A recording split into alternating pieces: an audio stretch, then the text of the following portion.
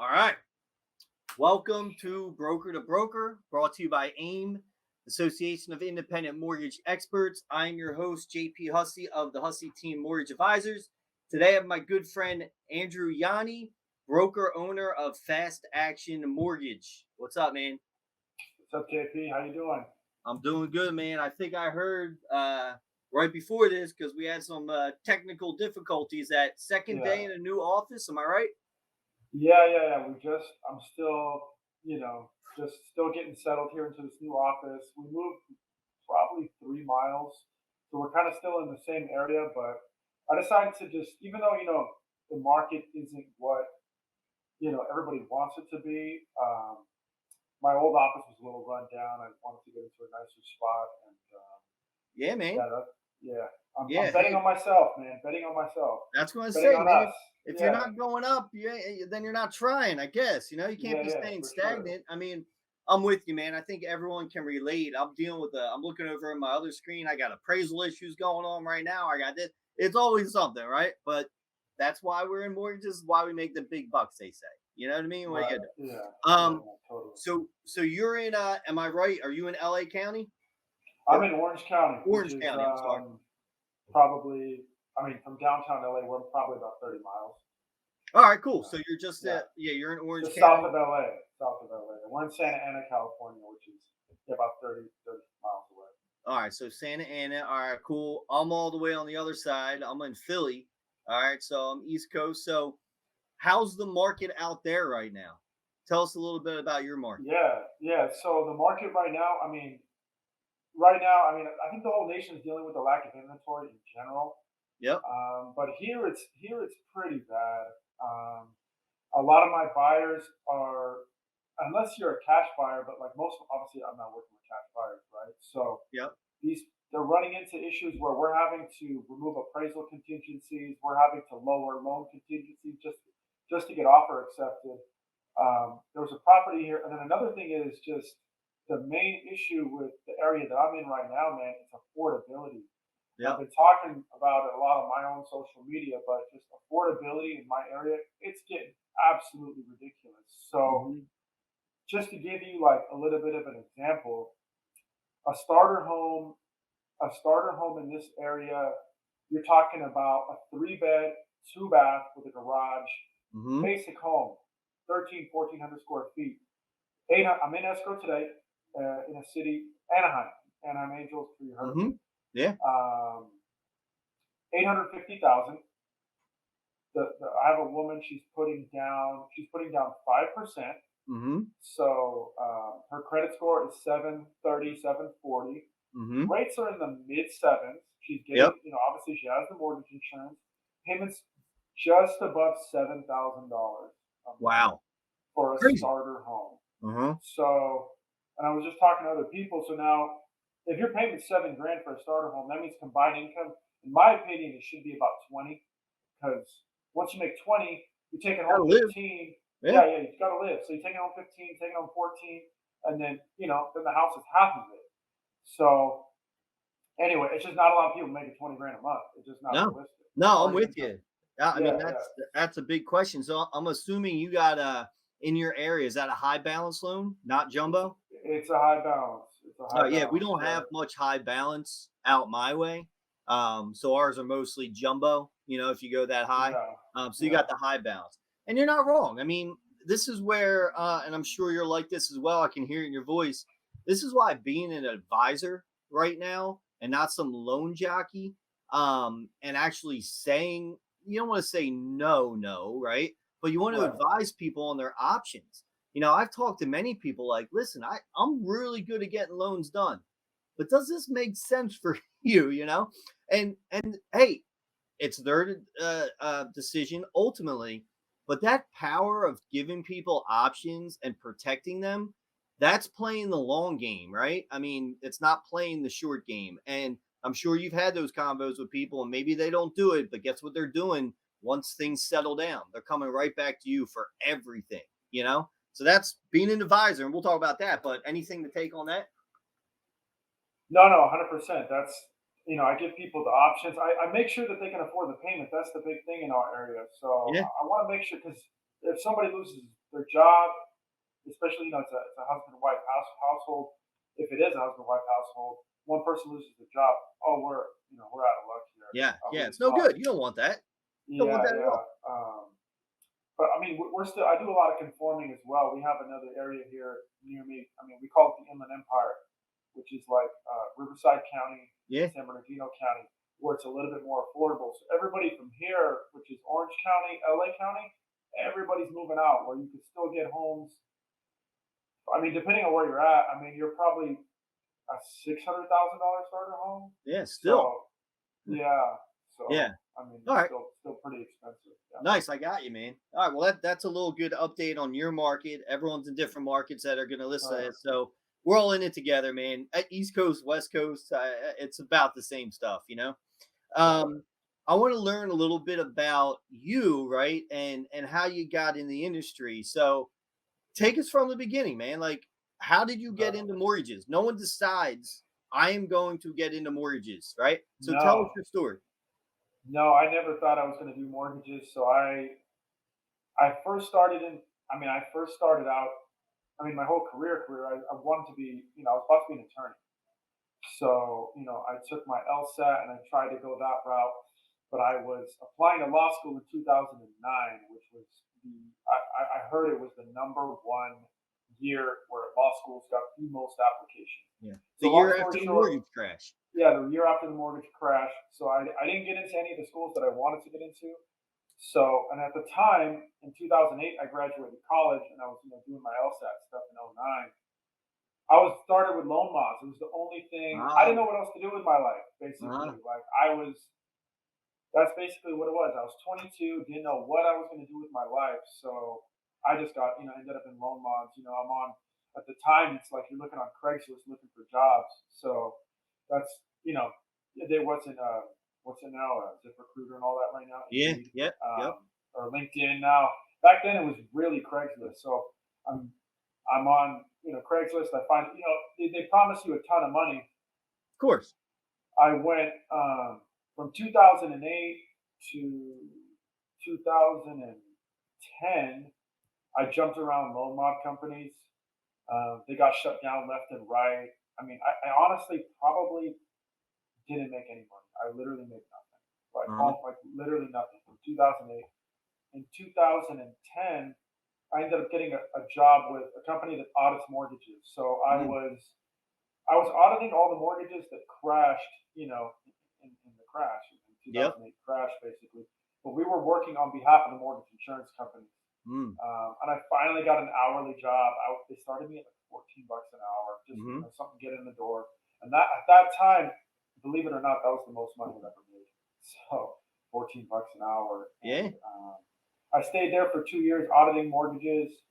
And then in 2012, um, I ended up hanging out with one of my best friends who, he was a loan officer basically. He was basically a loan officer in the industry in 2012. Mm-hmm. And he's the one, he was killing it with streamlines at the time in 2012. And FHA streamlines out. That's my yeah, second year in the business, baby. I loved it. yeah. So he's telling me how much money he's going to make and how many deals he has in the pipe. And I'm like, oh crap, I'm making, $16 an hour or whatever I was making at the time. I was like, this sounds like crazy money. And I was kind of in the industry, but I still didn't have a real career path. So, he got me in.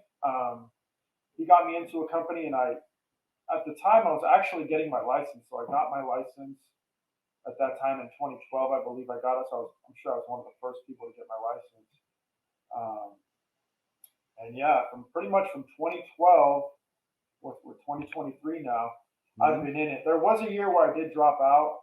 In 2014, Yeah.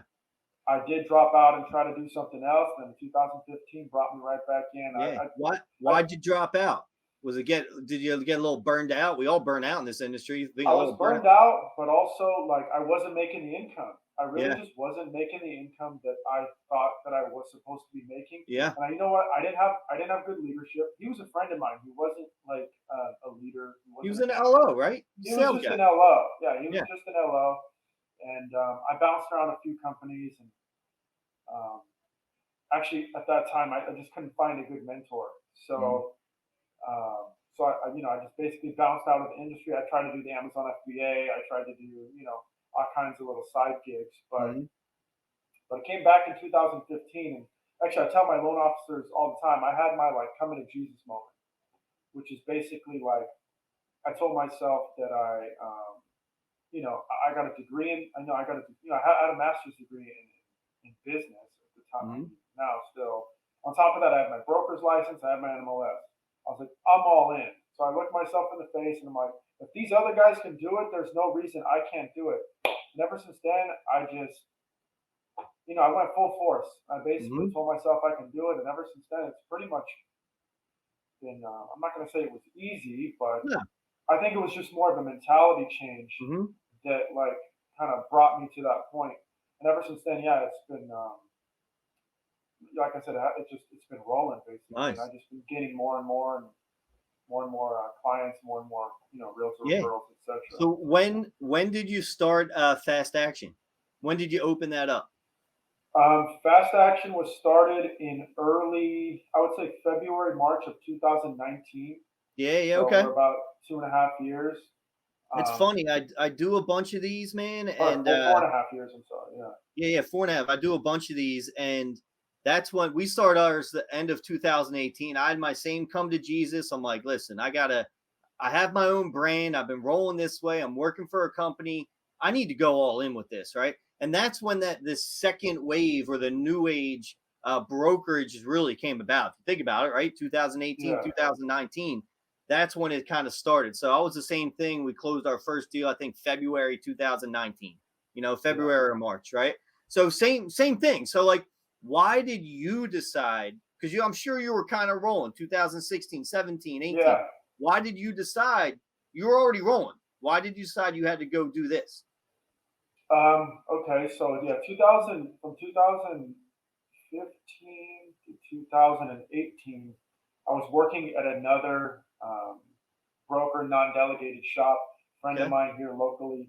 We had a great relationship, but I just, the way he was doing things and the way he was leading his company, I just thought I could kind of do it a little bit differently. Mm-hmm. And then actually, and then I saw all the retail guys. I saw, I saw all the numbers I saw the numbers retail guys were doing basically. Excuse me. You're good. Um, yeah, so I saw all the numbers the retail guys were doing. You talk about the guaranteed rates and the cross Mm-hmm. countries and all them. They're doing crazy numbers. So Yep. for about 9 months, I joined a company between 2018 and 2019. I joined a company called AmeriFirst Financial. They're just your basic retail lender because I wanted to see how the quote unquote big boys did it, Have and I to. realized that they're really not doing anything special. So I stayed there for a little bit, and during that time, at the end, I was like, "No, I need to start my own company." And and the rates were super padded. I was selling, No doubt.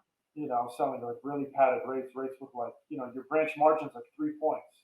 Mm-hmm. So um, so Yeah, then yeah, then I was pretty much nothing to take decided away to from the start my G own company at rates, that or point.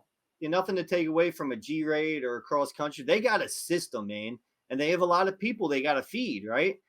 So you're really more. You tell me if I'm wrong. You're more of, I don't want to say figurehead, but you're the one getting the deals in. Then you just pass it off here, boom, boom, boom, boom, and some of it works, right? But if you're someone that likes to kind of control the process a bit more, be more advisory, this is a spot to be, because you can shop things around and you can control that pricing for the most part, right? Even on a quarterly basis, if you're changing your comp or lowering it. When you're the owner, it's a Right. different story. I know we have some weird stuff with borrower paid nowadays, but when you're the owner, and I'm not a lawyer or any of that stuff, but when you're the owner, borrower paid's a bit easier because it's going to the bottom line, right? It's not like one of your LOs. It's a bit differently. So a lot of things there. I'm sure you had a billion reasons for becoming your own owner. You Yeah, know. yeah. A lot of it is like you said. It was the control. I was also used to like kind of having just pretty much having control of my own money. But I'm getting exceptions on pricing was new to me. All the Yep. other companies I worked at were like smaller companies. Just you know, it was hard. It's hard for somebody to go from having control to trying to go up the ladder just to get things done. Mm-hmm. And that's kind of where Yeah, that's awesome. So, fast action again. Tell us your setup. Like, do you have employees, LOs? Tell us what you have going on there to give everyone an idea. Sure, sure. So right now I have two processors, and then I have my LOA. So those are my like three like operational staff that I have in Okay. house, and then we have I lose the number, but probably 6 to 8 loan officers, just because Okay. not Yeah. everybody's Turnover. producing. So yeah, turnover, not everybody's producing, all that kind of stuff. So we're a group of roughly 10. Good. We're a smaller, we're a smaller shop. Hey, it's bigger than me, man. We got our one processor. I got myself. I still produce. I got Nikki, my brother, and we have Paul over here, and then we have an ops person who just had a baby. But that's it, man. We like to keep it small, nimble. Cost focus. We're a family. We never want to have to let someone go. So we keep it small, man, and we just grind, man. We talk a lot about eat what you kill. It sounds weird, but that's how we like it. We want to eat what we 100%. kill. We don't want to have to rely on other people. So yeah, that's my LO's line. Better call Paul. We call him like better call Saul. He eats what he kills. I You know. feel you, man. So Yeah, yeah, totally. cool. So you have that 10ish in that range, right? Right. Get that. What do you in terms of your tech? Let's start there to give everyone an idea. What's your starting look like? If a client comes to you, I want to get pre-approved first. Take us through until Sure. somebody closes, and what systems you're using. Okay. Well, right now we moved to Arrive. So 2023, since I started it late 2022, but officially the company's been from January 1st. We're using Arrive. So we're using the Arrive POS. Hmm. So a client will, log in through Arrive, do their app, upload all their documents. Hopefully, that's for all the more, the techie people. We do have kind of older borrowers sometimes who still have to Hmm. email, still have to kind of be handheld a little bit, which we're definitely more than willing to do. But Hmm. for the most part, people these days are getting used to technology, and every industry now is using apps and all this kind of stuff. Hmm. So yeah, we start with Arrive. Everything kind of goes in there, and that's where we can kind of that's where we review the app. We kind of see where you're at, and that's where also the pre-approvals are generated. I add my realtors to that platform, so my realtors get notices of everything that's going on as well. And yeah, that's basically through Arrive. Cool. Um, Yeah, we use Arrive as well. We just implemented it this year as well. We used a combo of LendingPad and Flowify, which was mhm. great. And then we just took the videos we had with Flowify because we had that tight and just moved them right over to Arrive. And listen, man, I was there in the beginning when Arrive started. It wasn't ready. It wasn't ready. It wasn't ready. That's why I didn't go. It's ready, in my opinion. It's like you brought up. You have some like we do. You have some maybe older clients or not tech savvy clients, whatever it is. I'm the same way. Like you can't go overly techie because then you lose the human interaction anyway, whether it's for someone that's not techie or not. What I say to our team is use tech to help us save time so then we can have more of those human conversations, right? You touch on that. I'm sure it's the same type of thing with you. No, no, 100%. I also like to. I mean, even the older people now they use text messages. Yeah. So that's what I tell all my LOs to do. I text all my realtors and I text all the clients, frequently. I use text messages for everything in communication with clients. Obviously, the older people, sometimes they need phone calls, but most people are on the go. So I text everybody constantly, and I try to limit. I personally try to limit the calls, Hmm. just because I can only do so many deals, and kind of some. I mean, I hate to say it, but some people kind of just keep you on the phone for a little bit too long, and you kind of Oh, get off no topic. doubt. We all can. Yes, We all know that. yeah. So I kind of just try to. A lot of the stuff is business related. Hey, I'm just getting updates over text messages. Talk about the Android iPhone thing. I know you were trying to touch on that. Yeah, so the Android versus, I mean, I'm an Android guy. I've been Android forever. The only reason is because all our systems use Microsoft, and then I know. I text from my computer. So I would have to get, I believe I have to get an Apple to text from my computer. It's huge. So I'm sending screenshots of stuff to borrowers.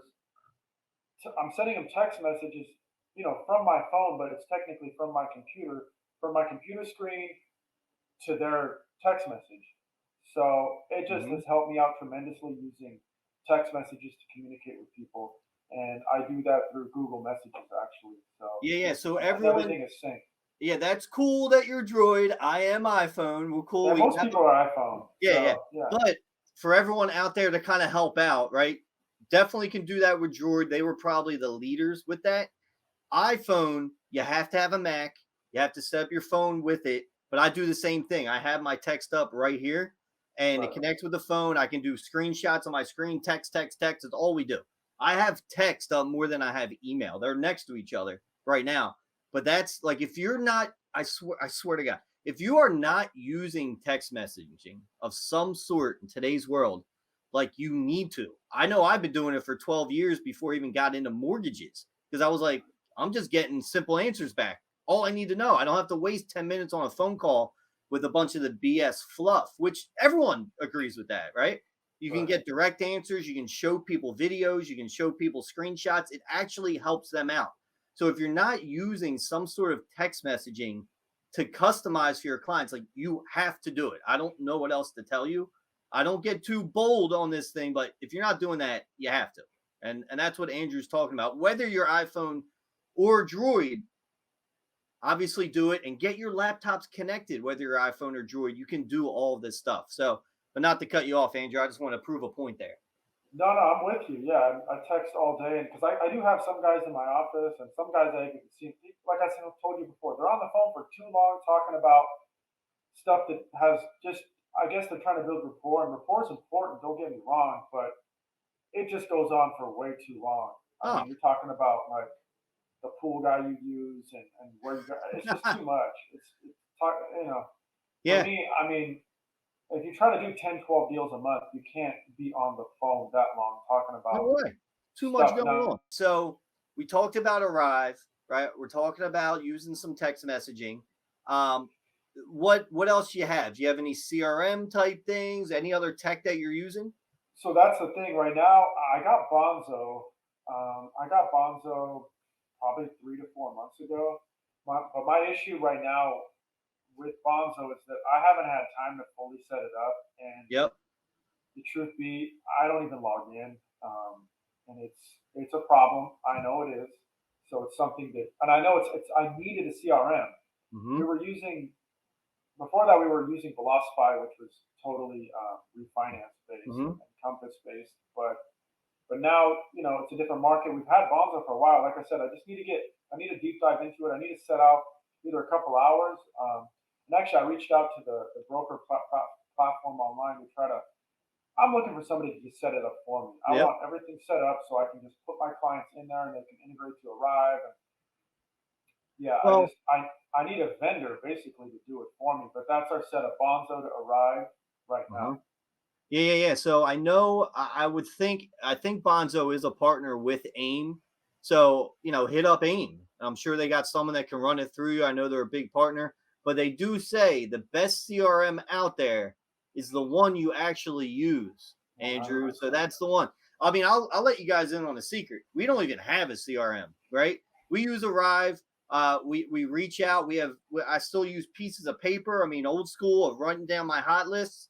Um, that's what we use. I mean, Facebook's big. I have all my clients there. That's kind of like my CRM, but we're really just kind of taking it as it comes. And that's kind of our CRM, to be honest with you. But more the power to people that are actually using them, getting them set up correctly. But we're just kind of on the go and people hit us up when they need us type of deal. I mean, unfortunately, I'm the same. I mean, we have the Bonzo, but we're not using it, so I'm the same way. I mean, I'm paper, and I have Excel. I have Excel with like drop down menus, and Mm-hmm. I've Yeah. customized my Excel sheets and Yeah. all that kind of stuff. And it works great. It pretty much is a CRM, but it's not as it's just for me to leave notes and for me to kind of see where my pipeline's at, Yeah. basically. Yeah, And where my, exactly. but once their deals, they go into Arrive. Like when I'm just following up, so to speak, they're in an Excel. Yeah. Nice, nice. All right. So if we just talked about when we got the client, what actually happens. All right. But to be able to do any of that, right? Let's talk a little bit about the marketing side. How are you, if you don't have leads, you're not doing any of the things we've just discussed this whole episode, right? So let's talk about the marketing side a bit. and a couple things that you're doing there to get people into the door and staying out there. Well, right now, well, okay, I guess I could give you since one of my goals in 2023 was to get on social media. Hmm. So get like heavily on social media. So I do 3 reels a week. I go out. I have a marketing guy that basically brings his camera and he edits my reels. So we do 3 reels a week. Me personally, I put them on my Instagram and I also tag them to my company's Instagram Hmm. and Facebook and all TikTok, all that other stuff. Um, but that is recent, right? So before that, I've basically just been kind of a boots on the ground LO. I've built a referral network now over the last, I mean, it's been 10 plus years where I've been strictly in LO. So Hmm. me personally, I've built a decent enough little like referral base or realtor base. And I just basically get from one realtor to the next realtor. They just see that I do a good job, and from one client to the next client, et cetera, et cetera. And it's kind of like trickled from there. It's been just like real estate, it's a long game. I don't, since the rates have completely shot up, we haven't done any direct to consumer marketing. We kind of Hmm. stopped all of that. We honestly, we lost a ton of money in 2022 trying to chase the market and trying to Hmm. chase leads and all that. So once the rate started ticking up a little bit, I completely shut it off. We were about to literally go bankrupt trying to spend money on It's a marketing and all lot. this Yep. other stuff. Yeah. Time So and money. Yep. yeah, we were doing a lot of mailers during the refinance boom, but mailers are super expensive. If Yeah, you got anybody has done postage. direct mail, Everything. Yeah. oh yeah. So anyway, long story short, right now it's just literally physical, just the old school way. Basically, is what we're doing it now. Nothing special. Physically meeting with realtors, trying to do Zoom calls. Hmm. Your financial advisors. We have a divorce attorney in our building that one of my loan officers gets referrals from. Um, things like that. Nothing crazy. Yeah, yeah, yeah. I mean that's what a lot of it goes back to. I mean, at the end of the day, we can have all this tech and all this video, which we can talk about more, but it's still about relationships. People want someone they can trust. So, I mean, everyone out there that I've been there where I'll lay awake all night, like how can I really fine tune my social media and using this and that, and that's a part of it, right? You can't be 100% social media because if you do that, you still got to be able to talk to humans once a lead comes in, right? Right. And you still have to do certain things. So I think you have it right. It's a right now it's a mix of that new school and old school. And I'll say the people out there that know they got to get on social media. You said you're fairly newer to it, right? I've been doing it like 10 years, but still have the human interaction, right? It's always be yourself, right? On there, people want that human interaction. And if you don't have someone that can follow you around with a camera, kind of like you do, Andrew, or it comes in, right? Right. All you need is this. I still use my phone. I set it up in front of me. It's pretty easy to cut up. People just want to see something. It doesn't have to always be perfect. I get Mhm. it, but imperfection, people like it. They know you're human. They're going to want to go work with you. It's really that simple as well. So anyway, we were talking more about that old school, new school marketing. If you're scared to use video, number one, just start doing it. You can just use your phone, and people want that human interaction, that imperfection. They're more likely to go to you because sometimes we don't give that consumer enough credit. Like they're smarter than we give them credit for. They can sniff out the ones that are just posting and hoping to get you in to go transfer to somebody else. They actually want to work with the person that they're seeing. And not saying you can't have systems in place, but as long as they're reaching out, you're human, you're starting that convo with them, you're telling them the situation, you're advising them. I mean, it's layups. The clients aren't going to leave you. Obviously there's pricing things, but not really. Pricing's there, they're going to stay with you. Is what it is. I think you've seen some of that as well, right? No, no, no, 100%. Like, I actually haven't generated a ton of actual leads off my social media, but what You it is, will.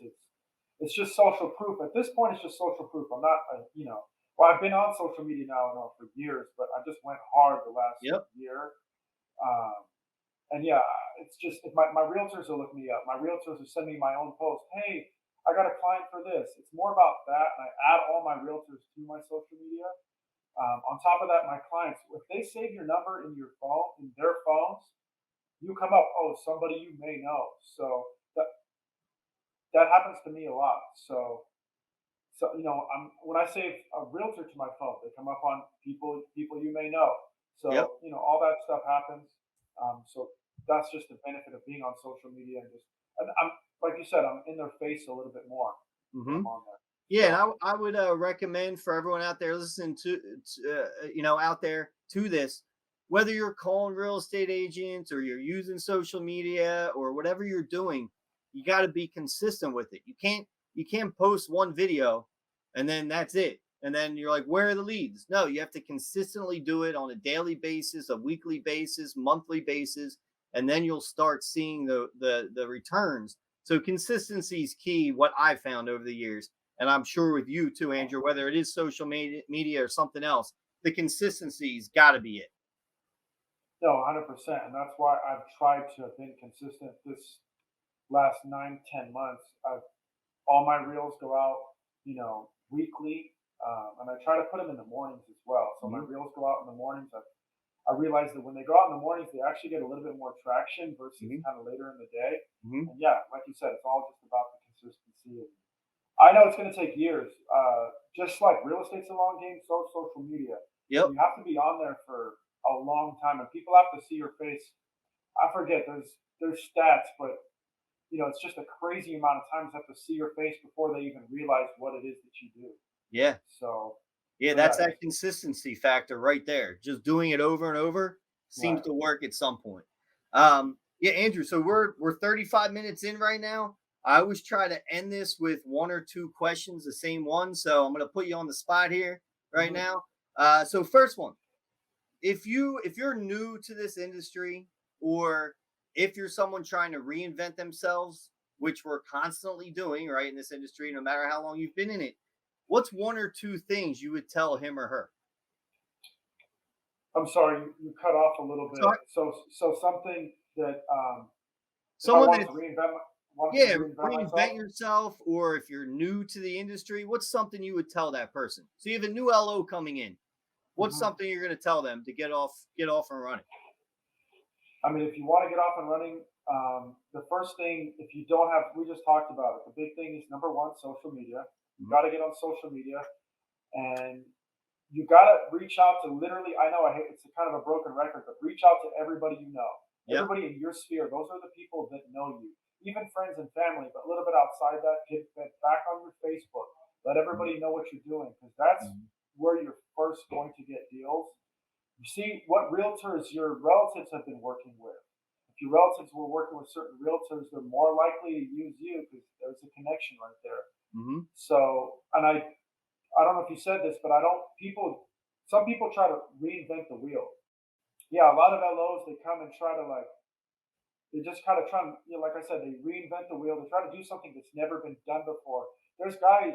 I mean, I look at them. They're doing 20 loans a month, 15, 10 loans a month consistently. What are those guys doing?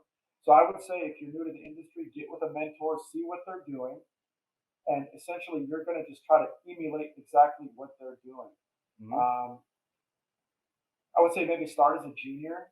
Start as a junior, kind of get your feet wet a little bit.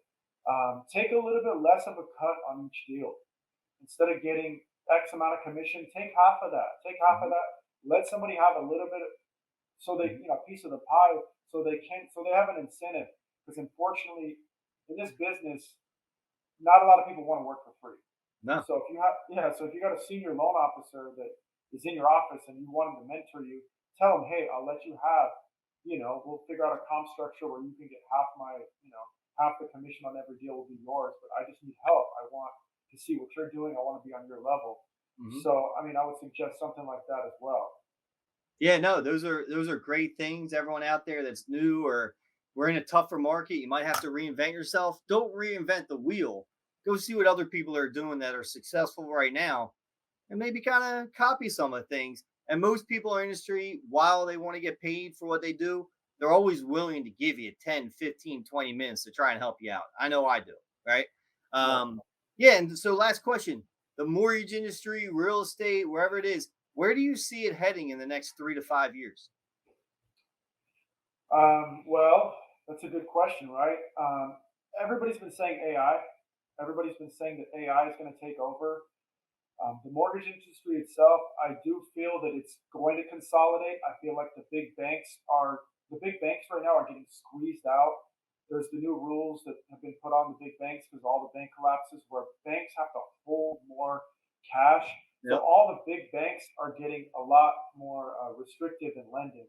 Mm. So I do feel that, you know, we're positioned great, independent mortgage experts, right? Independent mortgage brokers. We're set up for success. Our margins are thinner. I do feel like, in my opinion, that the retail lenders are also going to get squeezed out because everything's online. Pricing is all on. You need to be priced competitively. You can't be completely out of the market because everything is so transparent these days. Yep. So I do feel that things are going to go more broker and more, more broker, non-delegated correspondent, people with thinner margins versus, the fully delegated lenders that are out there with a huge margin and, executives in place and things like that. I know they do serve a purpose, but if you're just talking about the future, I feel that they are going to get kind of squeezed out. But I think the banks are first. I think the banks are first to go, Hmm. and then AI is going to completely change the game. Unfortunately, LO comp might have to go down Hmm. because you're literally doing less work.